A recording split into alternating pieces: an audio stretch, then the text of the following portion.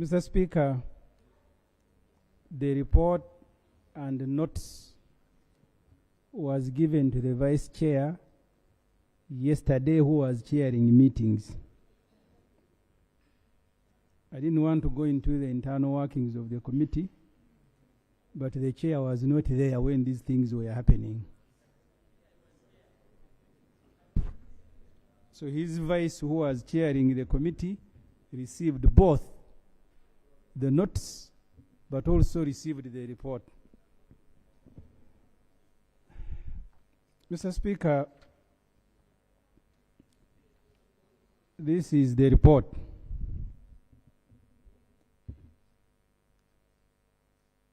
Why are you saying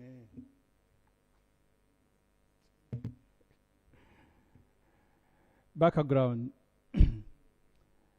The government has set out to implement the rationalization of agencies and public expenditure policy in the most uncoordinated, disorganized, and archaic manner.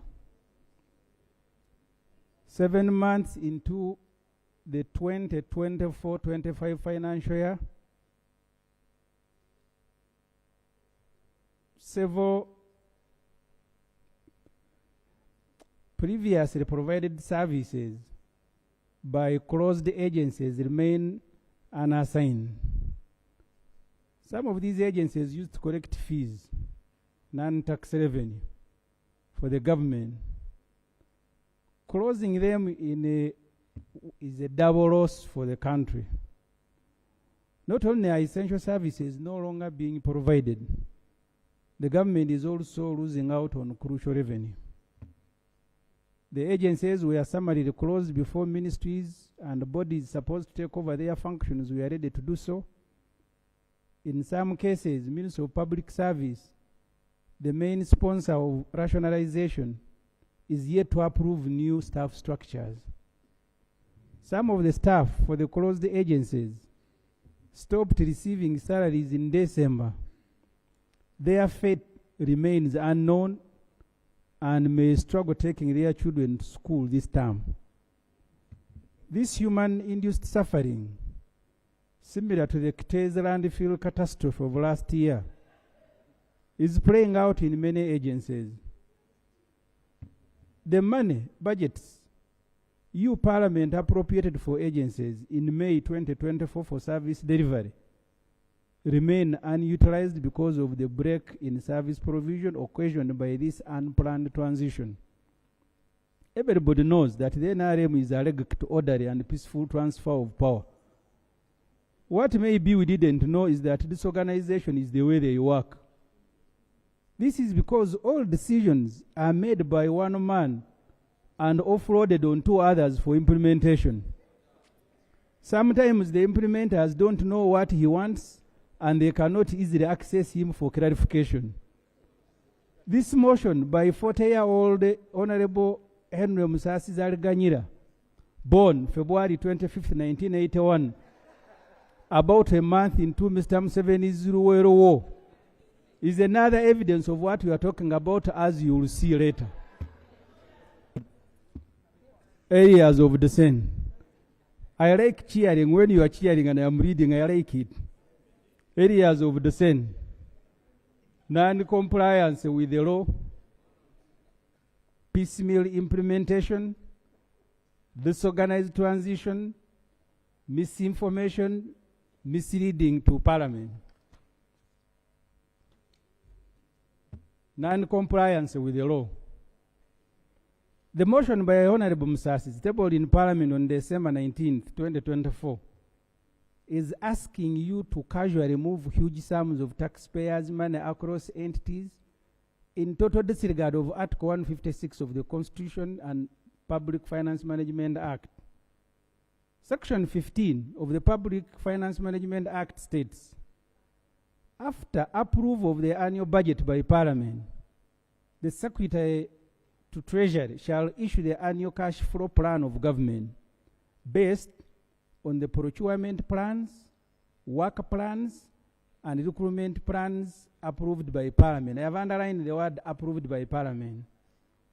Right Honorable Speaker, the motion presented by Finance Minister referred only to revised work plans. It ignored recruitment and procurement plans. But even what was attached to the motion as work plans are just some lousy statements that do not constitute a work plan even to a high school student. The minister must, as a matter of law, table procurement plans, recruitment plans, and credible work plans that are costed. That should again be sent to our sectoral committees for scrutiny. Scrutinizing these plans is a function of sectoral committees and not a standing committee on the budget. This motion can only stand if it is amended to include tabling of a supplementary budget that will be sent to the sectoral committees for scrutiny before it is finally processed by the budget committee. And this must be done under Section 25 of the Public Finance Management Act on supplementary budgets. This is not a mere reallocation under Section 19 of the Public Finance Management Act. The only reallocation in the motion from one existing vote to another vote relates to Uganda National Registration Services Bureau, which is ceding registration of marriages to National Identification Registration Authority, NIRA. Here, only one function is moving from one entity to another. What does the Constitution say? The Constitution in Article 156 provides a solution. It allows ministries and agencies that have taken over other functions and they don't have money to perform them to request for a supplementary budget. It states, if in respect of any financial year it is found, A, that the amount appropriated for any purpose under the Appropriation Act is insufficient, and mark the word insufficient, or that a need has arisen for expenditure for purpose for which no amount has been appropriated by that act, or B, that any monies have been expended for any purpose in excess of the amount appropriated for that purpose, or for a purpose for which no amount has been appropriated by that act. A supplementary estimate showing the sums required or spent shall be laid down before Parliament, and in the case of excess expenditure within 4 months after the money is spent. The minister knows the rest of the process you go through that follows a supplementary budget, including a supplementary appropriation bill that eventually should amend the Appropriation Act. Our contention is that what the Minister of Finance wants Parliament to do is a budget revision and not a reallocation. The budget is revised through a supplementary process under Section 25 of the Public Finance Management Act, and not through a motion for reallocation under Section 19. Peaceful implementation. The motion by the Minister requests transfer of budgets in respect of 13 agencies. Yet Parliament approved the rationalization of more than 20, and they all commenced around the same time in August. In fact, the Budget Committee processed the request for 13 agencies, and the report was duly signed by members. This report, the Vice Chair, who I referred to earlier, said was to be presented on Tuesday, February 4th. On the morning of Wednesday, February 5th, the Vice Chair, the Chair, without following our rules on meetings, called another meeting to also process UNRWA and Road Fund and others. Parliament cannot work that way. If the executive is disorganized, don't apply to join them. And this is how they even process the annual budget. You remember how addendums were being trafficked into the plenary midway the appropriation. This is what they are doing. This morning, as we are finishing signing this, they are bringing another motion that UNRWA is here and others. What does the motion say? Uganda Registration Services Bureau. You will excuse me, I may repeat some of the information, but it's important. The motion seeks to transfer 1 billion from Registration Services Bureau to National Identification Registration Authority. This is to cater for civil registration such as marriages, which is being transferred to NIRA. This transfer reduces the budget of Registration Services Bureau from 43.8 to 42.8 billion. The bill to effect this change was assented to on July 15, 2024. It increased the budget of NIRA from 100.3 billion to 101.3 billion. Please note that the amount proposed for transfer in the original motion are different from what the minister presented as additional information to the budget committee. In the motion, the minister proposed transfer of 1.7 billion for the services to NIDA. Yet some of the money had already been spent. And you need to look at both schedules, the one that came with the motion and the one he brought before the committee. National Population Council was abolished and function transferred to National Planning Authority. The bill abolishing it, which was repealed, was assented to on July 15, 2024. It had an approved recurrent budget of 6.8 billion. Finance released 2.1 billion to the agency. What remains is 4.6, which this motion seeks to transfer. For development, the Population Council was allocated 104.1 million for a whole year. With 4 months remaining, the minister wants all of it transferred, what remains to NPA. The minister requires additional funds to cater for their enhanced salary. Please take note that the former staff of the Population Council have had their salaries enhanced because the entity they have joined pays higher salaries. So more money here is required, but they are talking about a saving. National Physical Planning Board abolished and function transferred to National Planning Authority. The bill abolishing it was assented to on July 15th. The 900 million meant to run the Physical Planning Board was part of the 111.5 billion Ministry of Lands budget, which as a result of this transfer reduces to 110.6 billion. When you transfer the budget of Population Council and the Physical Planning Board to NPA, you are increasing the budget of NPA from 62.8 billion to 70.3 billion. Uganda National Meteorological Authority was abolished and function transferred to Ministry of Water. The bill abolishing it was assented to on June 14, 2024. The total budget for this entity was 14.3 billion recurrent and 263.3 million development. 3 billion was released before the eventual closure.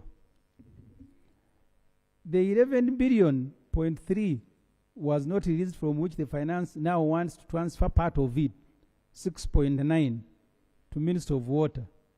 This will eventually increase the budget of Ministry of Water from 25.6 billion to 32.5 billion. Uganda Wildlife Education Center was merged with Uganda Wildlife Authority. The bill merging them was assented to on July 15th. The total budget for the wildlife education was 14.8 billion, shilling 7.43 billion was released before the merger, leaving a balance of 7.43 billion. The minister wants 4.2 billion transferred, leaving a balance of 3.15 billion. The point for you to note is that not all the budgets are being moved. Some of the money remains in air. This will increase the budget. Point of procedure. Thank you very much, Right Honorable Speaker. I am raising for your procedural guidance. The Honorable Ssemujju is moving under Rule 205 of a minority report. And in sub-rule 1, it says a member or members dissenting from the opinion of a majority of a committee may state in writing the reasons for his or her or their dissent, and the statements of reasons shall be appended to the report of the committee.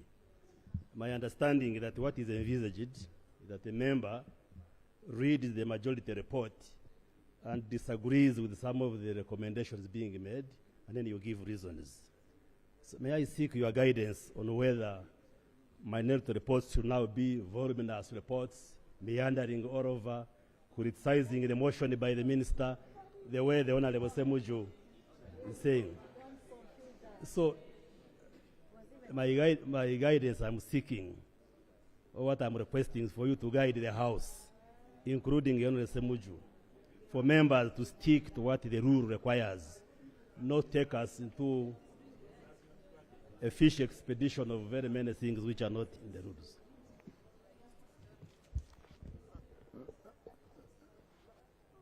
What I'm understanding Honorable Yomons to mean here is that you've given a reason for dissent and then too much justification, isn't it? Because I'm saying he's capturing the issues which he believes the committee has said are okay, and for him he believes they are not okay. Or the committee has ignored, and for him he's now bringing them out in another way.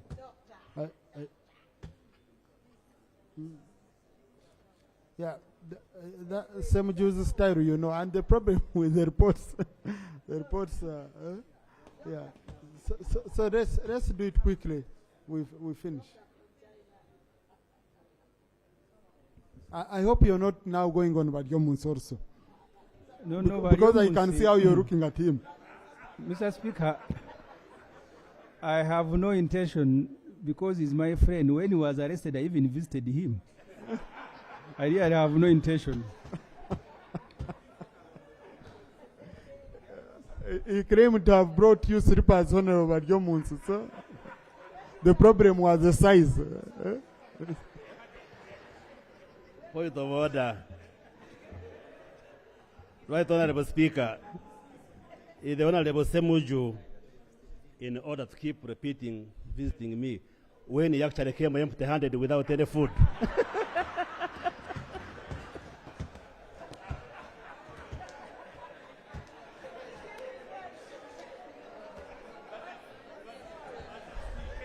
Honorable colleagues, let's move on. I think his quarrel is, Honorable Yomonsi, his quarrel is you never reciprocated the visit when he had problems. So next time you settle that, and we know you're one-on-one, okay? So Honorable Ssemujju, please conclude. Mr. Speaker, just to comfort my friend Bariomo, some of the information I am giving is important for Parliament. Government said they are going to save money by rationalization. I am now reading Uganda Wildlife Education Center, where as a result of the merger, the salaries of people who are working in UWEC, 38 of them, have gone up immediately because they have joined an entity that is paying a higher salary. In fact, in the committee, they are saying there will be a saving of 3 billion. When the ministry and these entities appeared before the committee, they said the only saving was on the board, which is 200 million shilling, but they will require more money to enhance salaries. I thought this information was important if you are not just biased about a report. Because each time I present a report, you must stand here to read the rule as if I am being introduced to this rule for the first time. Mr. Speaker, I was on number 5, the Wildlife Education Center. I don't have to repeat everything, but the point is, here the reported saving of 3 billion